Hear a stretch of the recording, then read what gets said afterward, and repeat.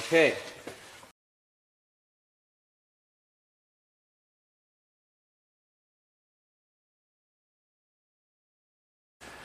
Everyone, welcome back to Pine Hollow Auto Diagnostics. Today we're working on a 1994 BMW 525i station wagon that is most of the time a crank no start.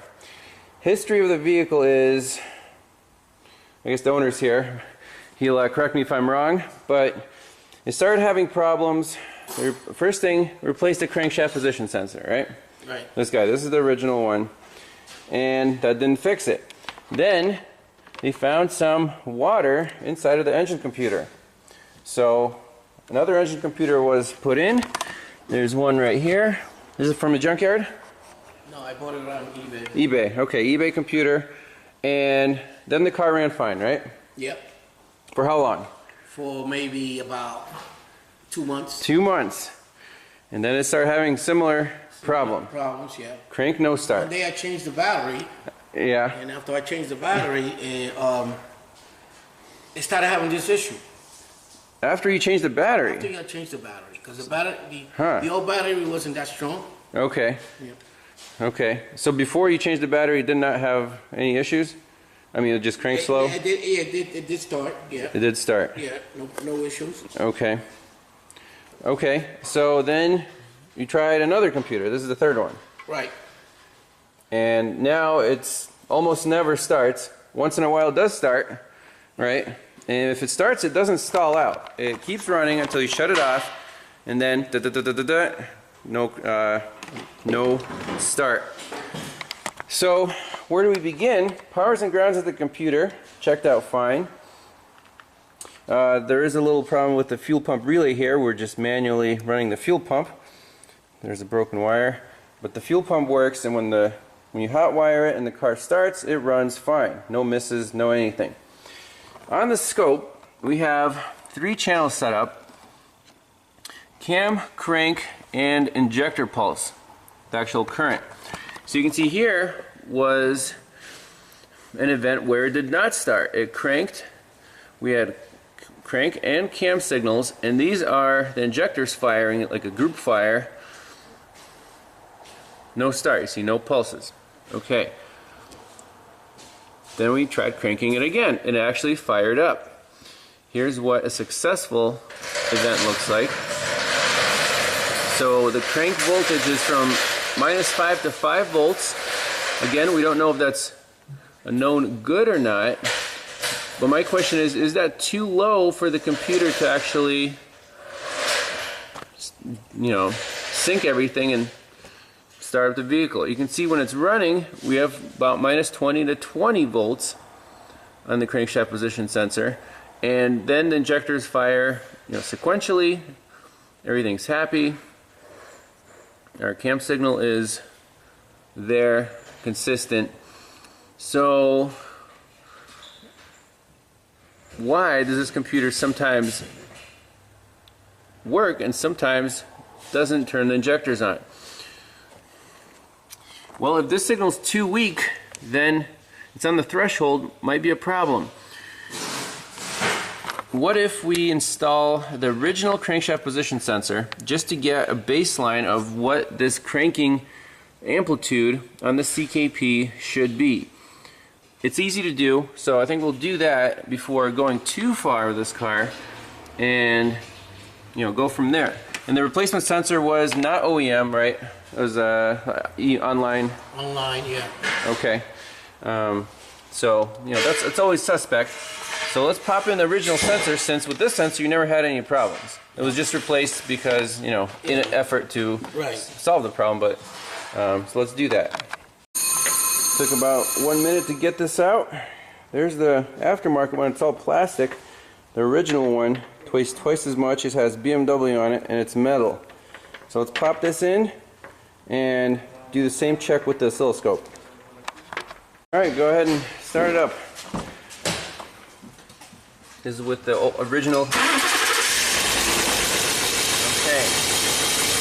So fired right up. And we should connect the fuel pump here. Fuel pump. Yep. So connect the fuel pump.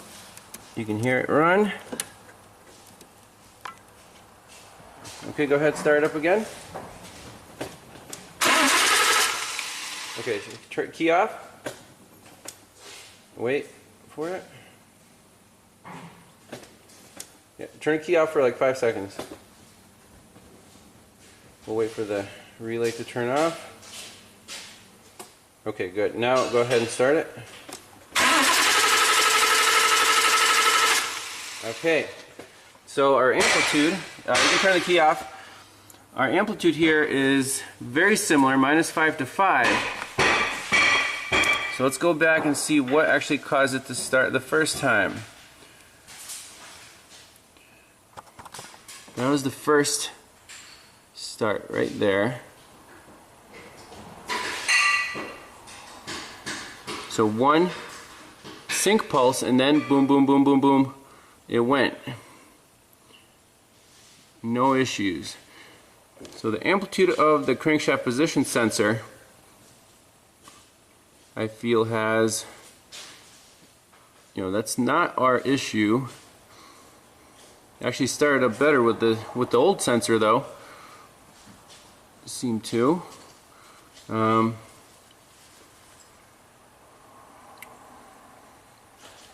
What else can we do? Also, there's a problem with communicating with the computer. We can't talk to it, so maybe if we get the car started, I'll try talking to the computer. If we can't do that, we can try the other computer. But this is kind of an intermittent problem. Like, what's wrong right now? We have everything: powers, grounds, inputs, cam and crank. Everything's there. Why is this thing not turning on? So here's where we are on the BMW. This is with the original crank sensor and the original computer installed. Sometimes it starts perfect, sometimes it does not. And what's the difference on our waveform to explain why this happens? So there's a few cranking attempts. Crankshaft position sensor, camshaft position, and then our injector current. So these high spikes are when the injectors are group fired before they are synchronized and sequentially fired. When the engine runs well, they are sequentially fired. It runs, beautiful. So what's the difference? Right here, when you first crank it up, if it catches and that CKP rises above about 9 volts peak to peak, that's when we're good to go. We're in business. That's when the injectors start getting sequentially fired and everything's happy. You see the when the engine's at idle, we're about 15 volts peak to peak, or 20. However, on a non-successful start, we don't break that threshold and the engine just keeps cranking. Right here, it kind of fired once and then did not successfully start. Once in a while, it'll actually start up and be in this intermediate state where, right here, for example, it'll stumble, run at almost a cranking RPM, like 300 RPM, boom, boom, boom, boom. You can see the injectors are group fired and the CKP amplitude does not go above about 5 volts peak to peak. I don't think that's enough, because that's the only thing, that's the only input that we're concerned about. The camshaft position sensor is fine, 0 to 5 volts, nice square waves, no glitches or hiccups.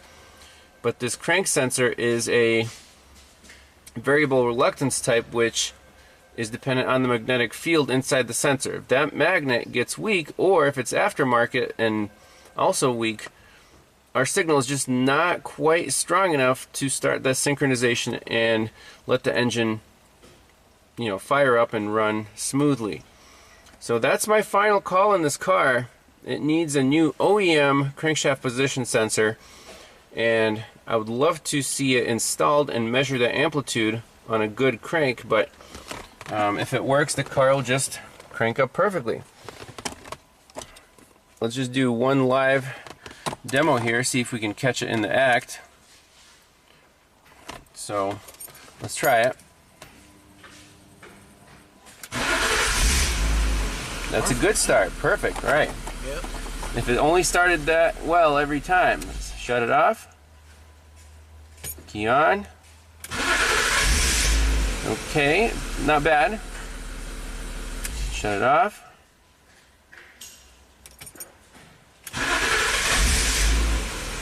Little hiccup. But once it runs fantastic. So I still don't know why we can't talk to this engine computer. Again, it might require a specific BMW scan tool, even though the snap-on and the launch said no comm with anything. But if the car runs fine, you know, the check engine light's not even on right now. That's the problem. There, check engine. Sometimes it's on, sometimes it's not. I wish I could read the code. It probably says, you know, poor crank signal.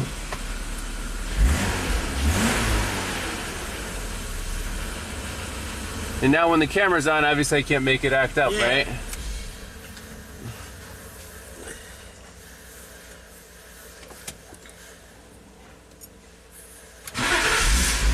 Oh man, it's like instant.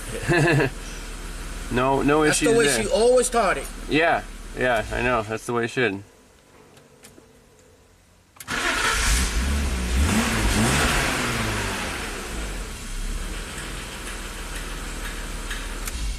Let's try a clear flood. So pedal to the floor. What? Still started. All right, well, it is what it is, but all the wiring's good. No problems with powers and grounds. Just the crank sensor is getting weak. It's right on the threshold. You know, the computer sometimes likes it, sometimes not quite. Man, what? Yo. What the heck? So the owner thinks I fixed it, but I didn't fix anything. We didn't change anything except for put the original sensor back in. So we'll leave it at that. You'll get some bonus footage, but that's it. Old German technology, always a challenge, always fun. They're junk. They're junk. The owner says they're junk. Uh-oh. Junk. We'll see what the comments say on this one, right? See you guys later. Bye-bye.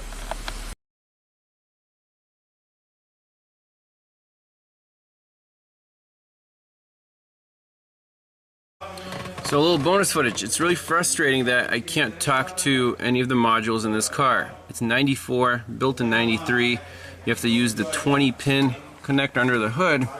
I'm trying all my scanners. Snap-on would not touch it. The launch actually gives some kind of communication. The snap-on was just stuck at 5 volts and 10 volts. Those are the transmit and receive lines. So if we select ECM, okay, 20-pin socket, okay, we're going to start to see some activity on those lines, and it's just going to say please wait, but nothing's going to happen.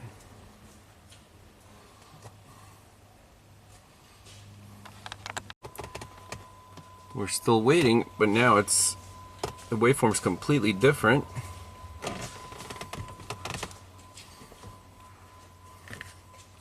Now we're back to this.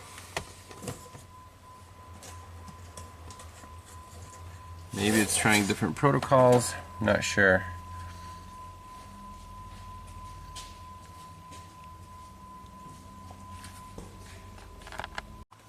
And finally we get this, and it stops trying.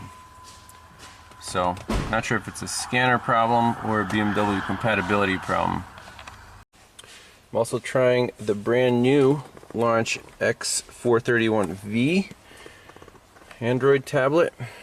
I don't think we're going to have any luck with this either. I didn't see anything on the blue trace. The red trace was trying to talk, so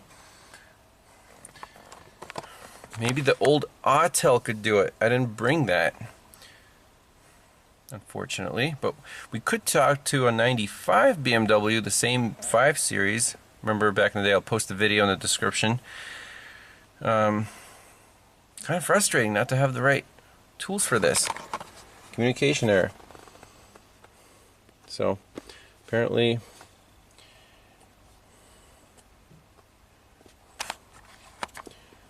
it's listed there. It's a E34. Try talking to ABS. This one doesn't even ask if it's a 16 or 20 pin connector.